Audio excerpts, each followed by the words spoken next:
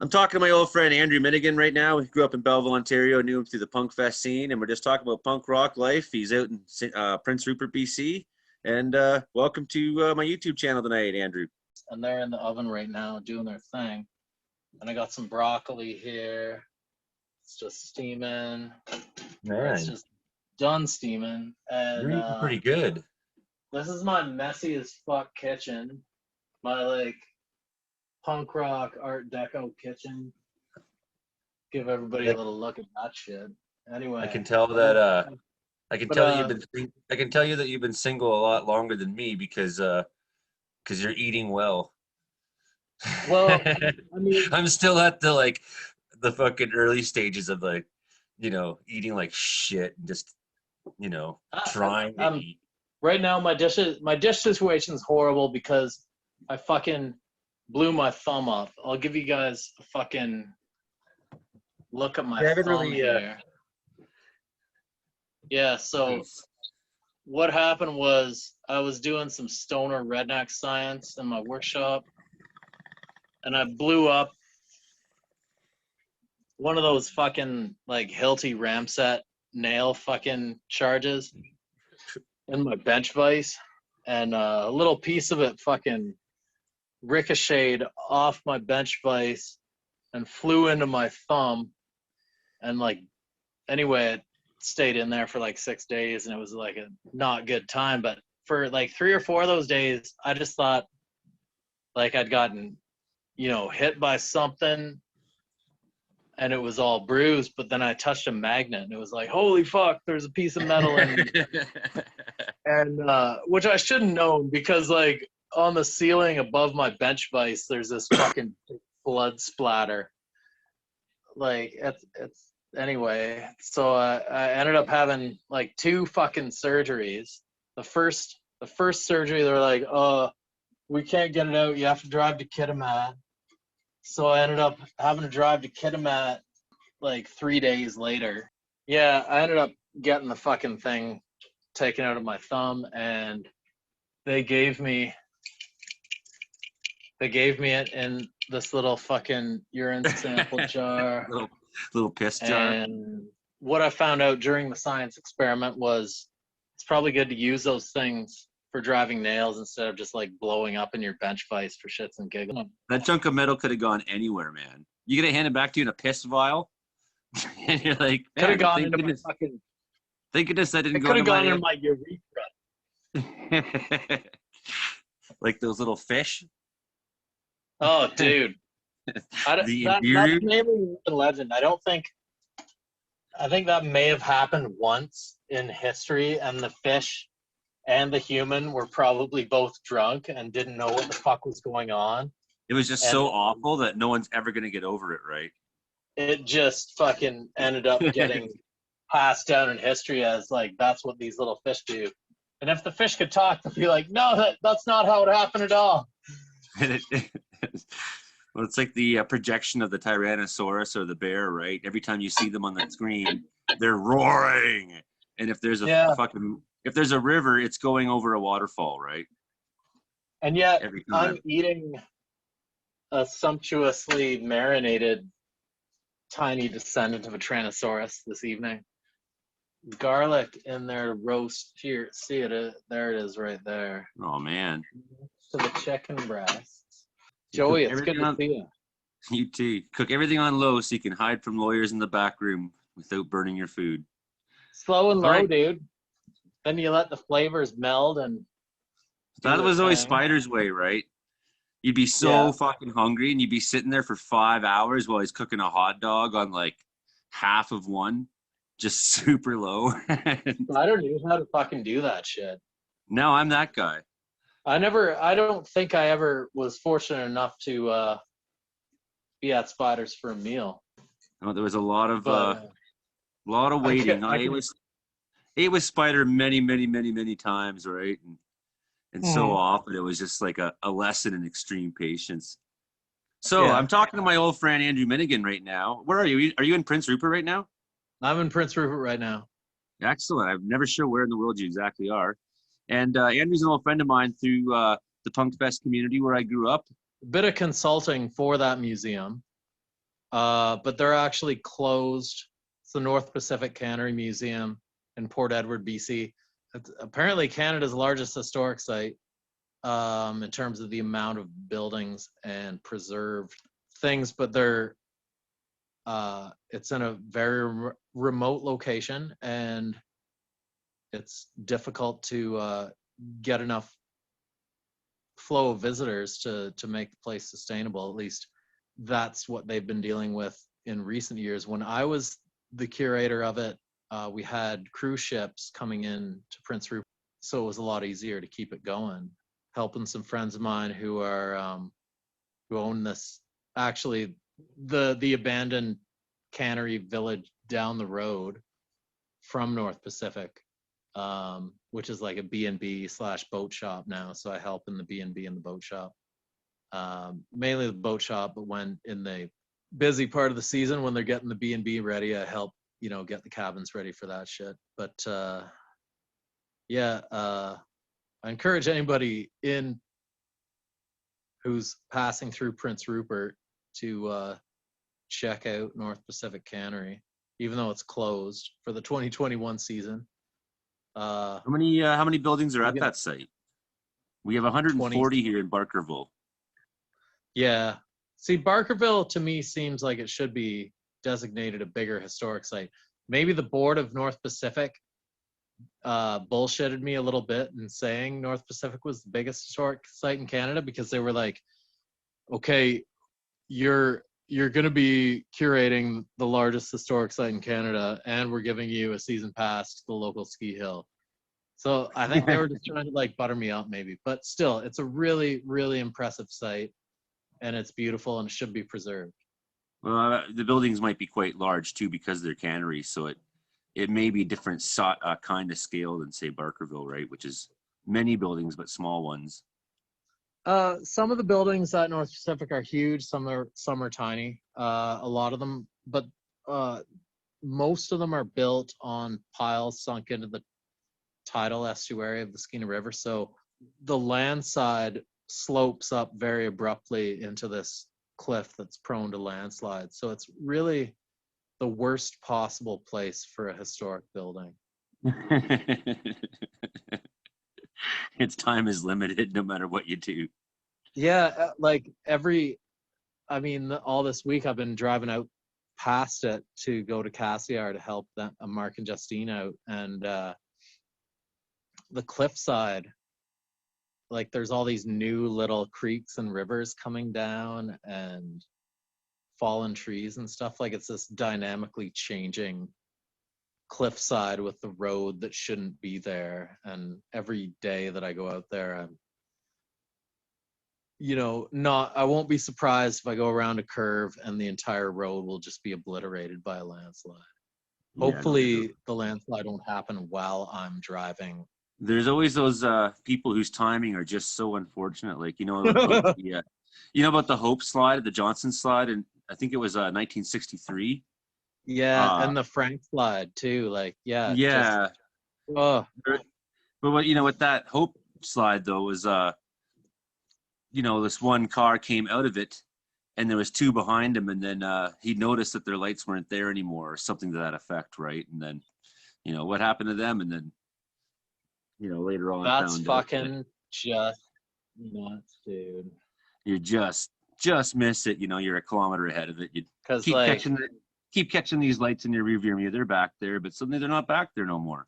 I was just going to tell you this one. In 2004, there was this a series of really bad Pacific storms that came through, and there was landslides and floods everywhere. It was like a October kind of storm, and so this vehicle, same sort of thing. The bridge had been taken out in Pemberton, just washed out. It's like the guy's just driving along, and then suddenly the fucking bridge isn't there.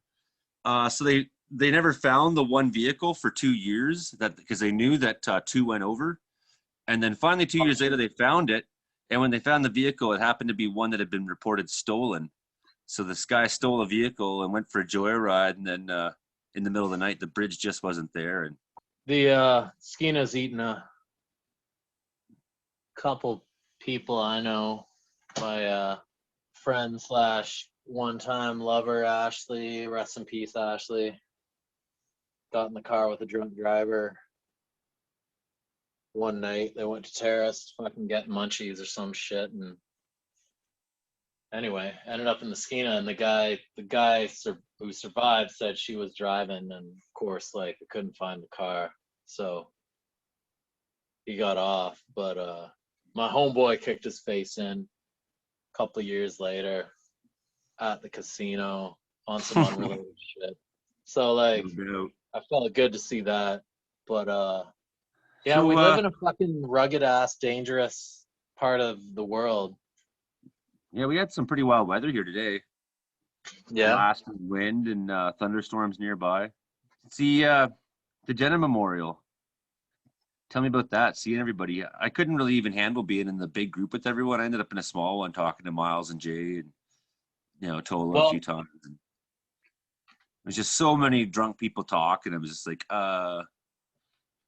Yeah, it was really cool to see everybody's faces. Like, it was like a mini virtual punk fest, which I'm sure Jenna would have exactly wanted. And for me especially, it was really awesome because I've been out here a while. You know, I haven't missed that many parties. I've made it, actually. I put my museum career, like put punk rock over my museum career a couple times. And like, I was the manager of the Terrace Museum, and I think that was like 2010. It was the year the Restarts played, and I got into a scrap in the pit. Anyway, because some dude punched Princess. It wasn't Princess. No, it was fucking some other lady. Anyway, in front of me, and I scrapped him, pulled him out of the circle pit, and yeah, a bunch of other shit happened like right then too. And the cops came, and we basically told the cops that a creeper got stomped, or a couple creepers got stomped, and the cops were like, "That's cool. Like, we like you punks because you guys self-police." And then the cop was like, when the country music kids are partying, we're out there every 2 hours, but you punks, like, we're out there maybe every 2 years. So he's like, you guys keep self-policing, and if you gotta stomp any more creepers, like, basically we'll look the other way. And then he like pulled his cop car around in this big like gravel spray and U-turn. And times changed, eh? dude, his partner like wound the window down and was screamed out of the cop car as they rolled away, like, "I used to party out at Spiders." Like, this is So yeah, anyway, our relationship with the cops seems to have changed a little bit since those heady times of yesteryear. What was your first punk fest? Oh, Spring Bash '95. That was the UK Stubbs. I heard about it the year before. '95 was the first year I actually ended up making it there. So we joined the same year. Yeah, I joined at Punkfest that year. Okay. You know, joined. Yeah. You're young and you're like, okay, you get to Anarchy Alley at like 9:30 at night on a Friday night, and you're like, holy fuck, 16 years old. Like, yeah, dude. I'm gonna do this. I'm gonna walk down this trail and find out what happens. The Spring Bash, my dad drove me in there in the Volkswagen Passat, and so, which is like really low. So he's like crawling in there, driving into the fucking party. Yeah, we got to like. Mama just left me at the top of the road. She's like, "See you." No, my dad he drove me all the way to like all the, you know, that sort of open area where all the little cities were. Yeah. Yeah. So anyway, Big Bend there. where the trail kind of jogs to the right. The Big Bend. And then we'd do that big long S turn and go down the hill. But luckily, he didn't go anywhere near that shit. And that's pretty much where the other trail that veered off to where my cabin and where Jay lived before and all that. Like, there's that other cabin that its trail sort of veers off right at that sort of elbow too. Yeah. So anyway, I can walk that fucking alley in my with my eyes closed still, right? Yeah. Like, especially after living in that back cabin, I never carried a flashlight, and I'd always walk the trail with my, staring up at the sky basically to catch the light between the trees, right? Just keep my feet up and not trip over the odd rock and root, and I just knew where they were.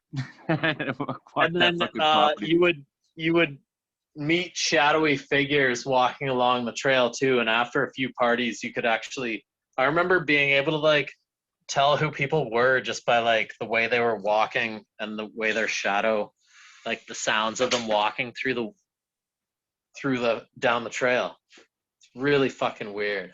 But the first time my dad dropped me off, I remember seeing like a group of people, like I think Jill King was in this group of people, and Bryn, although I hadn't met him yet. And I was like, okay, this is some people that I kind of know. It was like some Bayside, Belleville people. And I'm like, okay, drop me off here. And Chunk from Peterborough, you remember Chunk? Yeah. He like staggers. He's where I still remember this fucking vividly. He had like huge fucking spikes in his hair.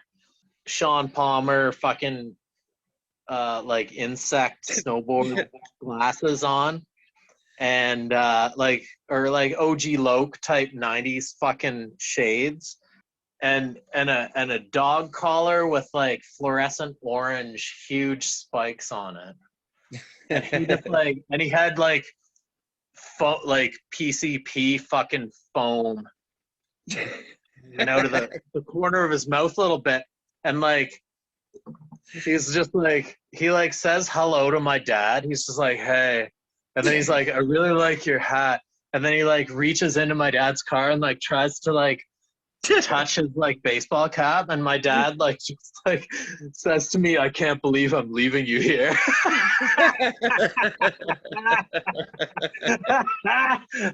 Good times.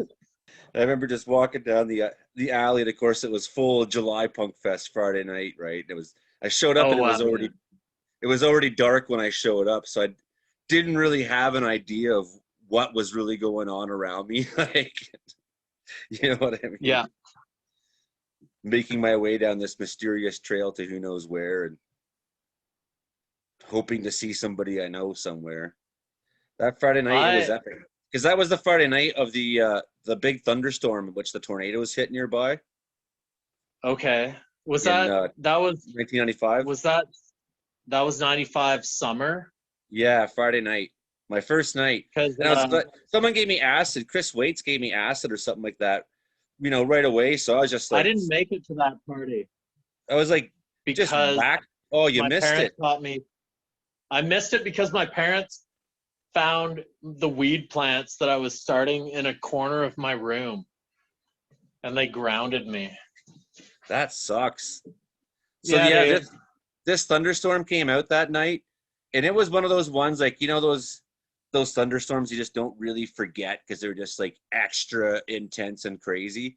But I remember I was so ripped on ass at the top of the hill, and of course the lightning in the distance is flashing. So, but the whole party's flashing, and there's fires and fireworks going off, and I started saying weird things to Chris Waits, like, the troops are coming from the east, there's a war over there, something's going on, and then suddenly, like, bam, loud thunder, and like the sky opened up, and it like just hammered so much lightning, like insane. There was a tornado in Madoc that night, and like tree branches flying off.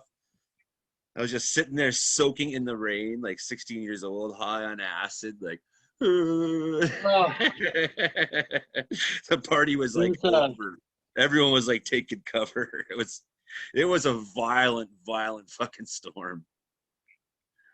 There is a word in the Welsh language that I just recently learned called hereth, or I'm not sure if I'm pronouncing it right. It's spelled Haraethh. But it refers to a feeling of longing for one's cultural homeland, mixed with a feeling of nostalgia for something that is irretrievably lost. When I read that article and read the meaning of that untranslatable Welsh word, I'm like, all of us punks who partied at Spiders know what that fucking word means. Yeah, because you think about it all the time, right? I remember getting accused by a partner, being like, "You never grew up," or you know, she had this sort of "You never got over your high school years. You're still stuck in your high school years with all your punk friends." And I said, no, it was well, escaping high school, man. Fuck. What I said to her was, no, we're all still friends. We're all solid. What we had was something real. And you're just jealous because fucking you hated high school and weren't part of something cool. So like, of course we're going to think about it for the rest of our lives. Like someone like Spider and someone like the friends we made and that the experiences that happened there, it's not something most people can understand if they weren't there. It's not. And in my opinion, the mainstream society are the ones who never graduated from high school because they're still chasing the shit they were taught to chase. Material, you know, having a nice house, having a nice car, having a hot wife, having kids that are doing well in school, you know, all that bullshit. They should be doing well in school. What I'm saying is punks. Oh God, I'm fucking drunk and high. I forget where I was going with this whole point, but it was really felt really profound at the time. Hooray! Yeah, but also, oh yeah, your ex-partner saying you can't get over high school, but also me thinking that people who think like that are actually the ones who've never gotten over high school. Well, what's funny is when we were that young, people would say to us, "Well, you'll be different when you grow up," you know, and they're criticizing us. They criticize you for that, and then you grow up and didn't change, and they criticize you for not changing. So you really can't win, right? No, you can't. You just you go along as best you can, and you fucking meet the people. You hopefully find people that you can identify with. I think we were very fortunate to find a milieu of people that we could actually talk to about anything, because my punk friends I can talk to about shit that I definitely can't talk to about with my, even though I consider my mom and dad and other close sort of related loved ones to be very, you know, I have a good relationship with them. Like intellectual people. We can talk as adults, but my mom and dad, you know, I can't really break it down to them because they'd worry too much or whatever. Whereas my punk homies have had more diverse, maybe more fucked up experiences and can relate a little more to like shit that I might be going through. You could figure most of us have been through it or something worse. It's like, you know, if I was talking to Truby after my divorce about what's going on with me, there's nothing to really be ashamed of because you know, he has all the same feelings, or if he didn't experience those situations, you know, people who did quite closely, and you know, we've been through the war and back, so you know, yeah, me and Truby had some interesting shared experiences as well that made us feel similar. From the radio show, which sadly almost all of it is irretrievably lost. 5 years of my radio show, I was playing like, fuck man, I played like the world's fucking hardcore punk music, and then like 3 years into it, or not, like 4 years into it, Queen's University informed me that they like weren't saving it. Yeah, fuck. It was so much fun. Every Monday for 5 fucking years. I did 9 years of sound resistance in Vancouver, right? And they have very little of it. Very little of it. And that was a good show. I had everybody on there, even Glenn, Uncle Anus there, Dirty Bird Glenn showed up in Vancouver and came in the studio for 90 minutes one day in 2008. Shows like that would have been nice to still have, right?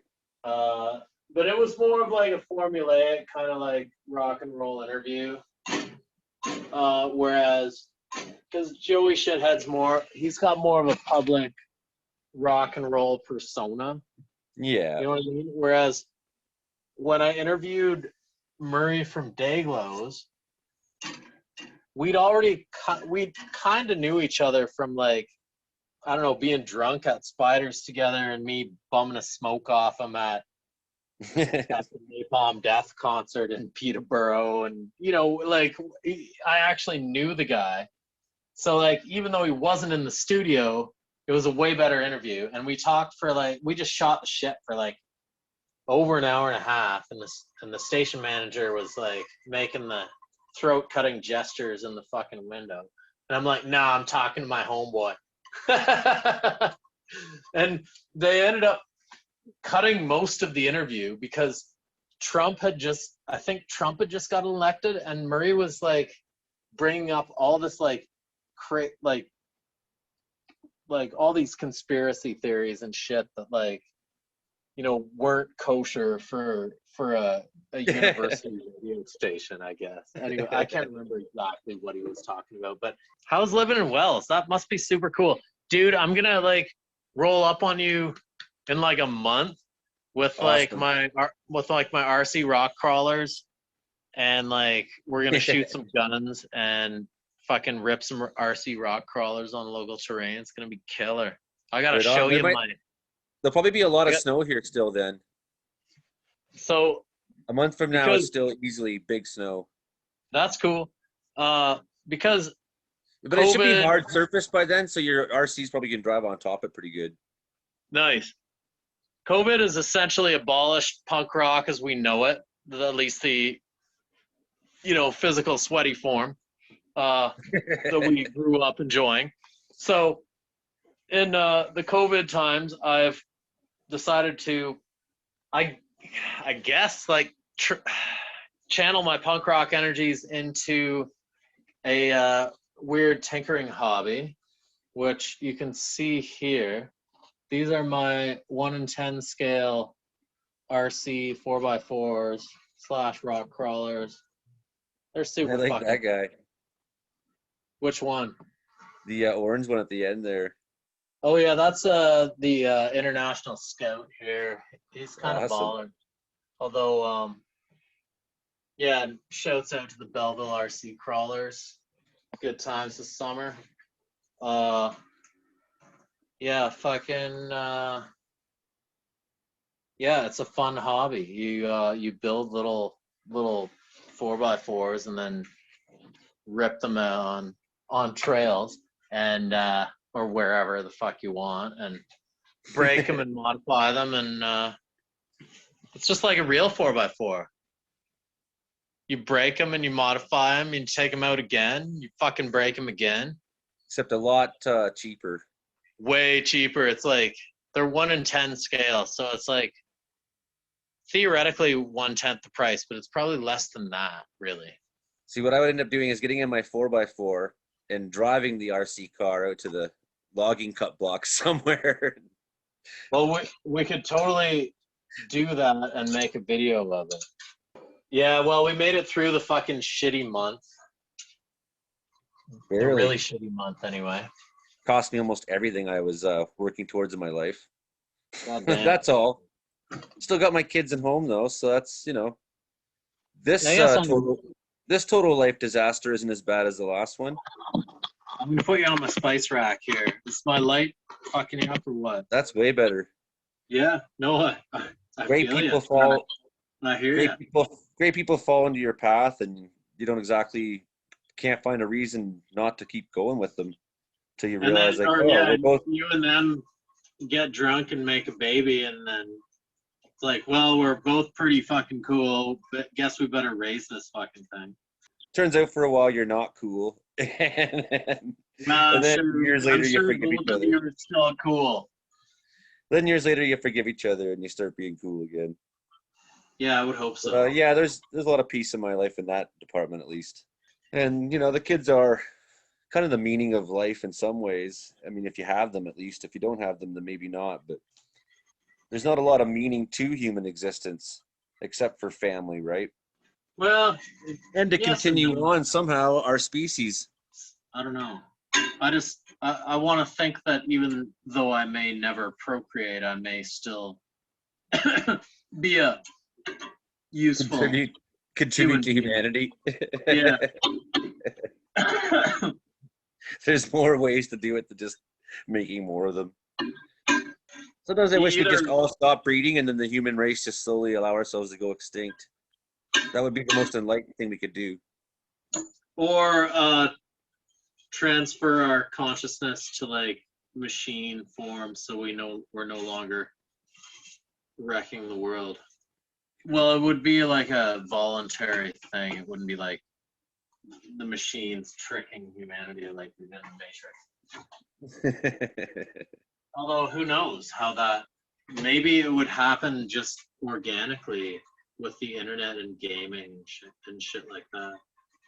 Just integrate ourselves into the internet. Yeah.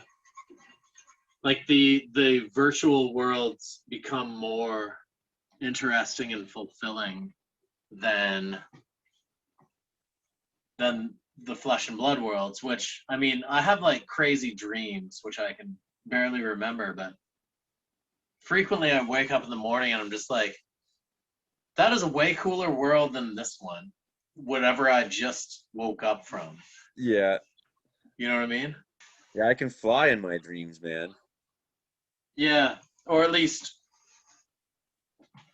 yeah, I don't know. Mine are always set in this weird, massive, decaying city. Sort of like, it's like a cross between Montreal and Hamilton, but it was like built hundreds of years before either of those cities. And like, yeah, it's like half abandoned. Like, just, yeah, it's a really cool setting. I've had a lot of tornado and lightning dreams too that were recurring. I can imagine that would be really cool too. And the teeth falling out. I hate that one. Oh, dude, I've had that too. It sucks. What's that is that the about? best dream to wake up from. It's fear of getting old, is what I hear. I guess so. My teeth hurt right now. I can't afford a dentist and never have been able to. There's only so much brushing a guy can do. I've had the odd job in the museum field where I had free dental care, so I maxed out when I could. There, intro. Thank you, Joey. It's great to be here. Thank you. And now we can do the ending. Now we can do the ending part. And thank you for coming on the show. Well, it's been a pleasure, Joey, and a real honor. And I thank you for the opportunity to showcase some of my punk rock cooking with the YouTube world at large. Right until on, next buddy. time, and listen to more punk rock. Right on, brother. All Take right. care out there. We'll see you in a few weeks. Fucking A. Right on. Cheers. Take it easy.